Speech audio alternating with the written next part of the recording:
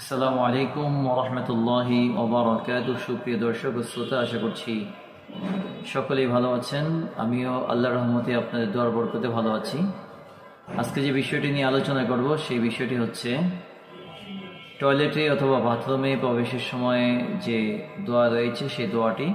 কারণ এই দোয়া না পড়ার কারণে অনেক মানুষের অনেক ক্ষয়ক্ষতির সম্মুখীন হতে হয়। যেহেতু টয়লেটের মধ্যে অথবা বাথরুমের মধ্যে বদজিনরা বসবাস করে, এই জন্য হাদিসের মধ্যে আসছে যখন কেউ টয়লেটে যাবে তখন সেই যেন এই দোয়াটি পড়ে, বিসমিল্লাহির রহমানির রহিম, আল্লাহুম্মা ইন্নী আউযু বিকা মিনাল খুবুসি ওয়াল খাবাইস। আমি আবারও বলছি, বিসমিল্লাহির রহমানির রহিম, আল্লাহুম্মা ইন্নী আউযু বিকা মিনাল খুবুসি ওয়াল খাবাইস।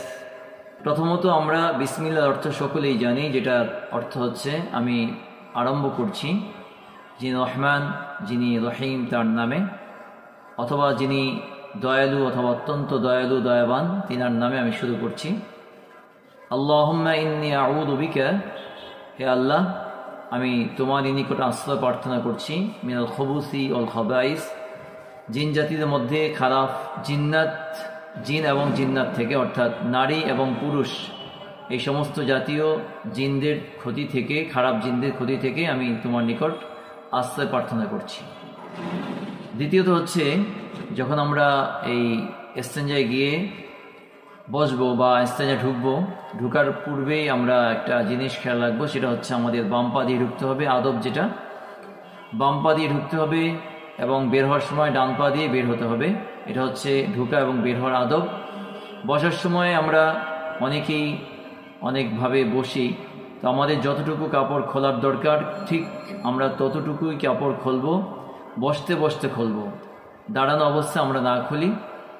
এবং এই বিসমিল্লাহ কেন বলা হলো, হযরত আলী রাদিয়াল্লাহু তাআলা আনহু থেকে বর্ণিত আছে যে রাসূল করিম সাল্লাল্লাহু আলাইহি ওয়াসাল্লাম ইরশাদ করেছেন, যখন কোনো ব্যক্তি বিসমিল্লাহ বলবে তখন তার মধ্যে এবং জিনদের মধ্যে, তার লজ্জাস্থান এবং জিনদের মধ্যে একটা আড় সৃষ্টি হবে, একটা পর্দা সৃষ্টি হবে, যার কারণে খারাপ জিনেরা ওই ব্যক্তির লজ্জাস্থান দেখতে পাবে না।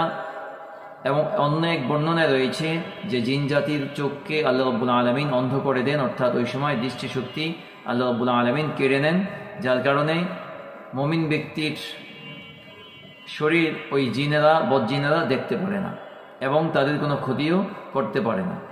আর যদি দোয়া আমরা না পড়ে যাই তাহলে ভীষণ ক্ষতির সম্মুখীন হওয়ার সম্ভাবনা রয়েছে।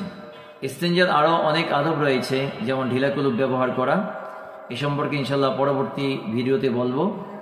আজকে শুধু দোয়া দুইটাই বলছি।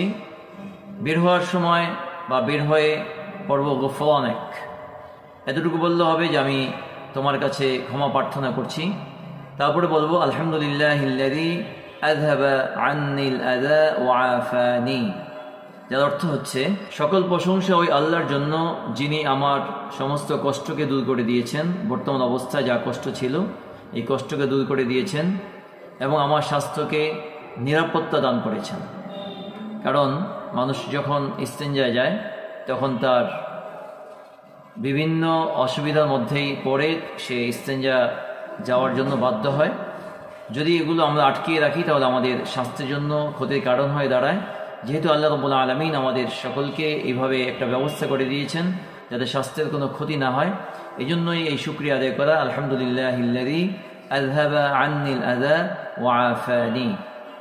তো এই দোয়াগুলো আমরা আমল করার চেষ্টা করি। আল্লাহ রাব্বুল আলামিন আমাদের সকলকে সঠিকভাবে আমল করে সকল প্রকার বিপদ আপদ থেকে নিরাপদ থাকার তৌফিক দান করুক, আমিন। ওয়া আখিরু দাওয়ানা আলহামদুলিল্লাহি রাব্বিল আলামিন।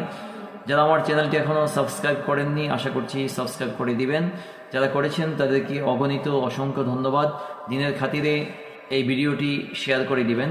সকলের কাছে অনুরোধ করা হচ্ছে, দিন প্রচারের ক্ষেত্রে অবশ্যই আমরা ভিডিওটি শেয়ার করে দিব ইনশাআল্লাহ।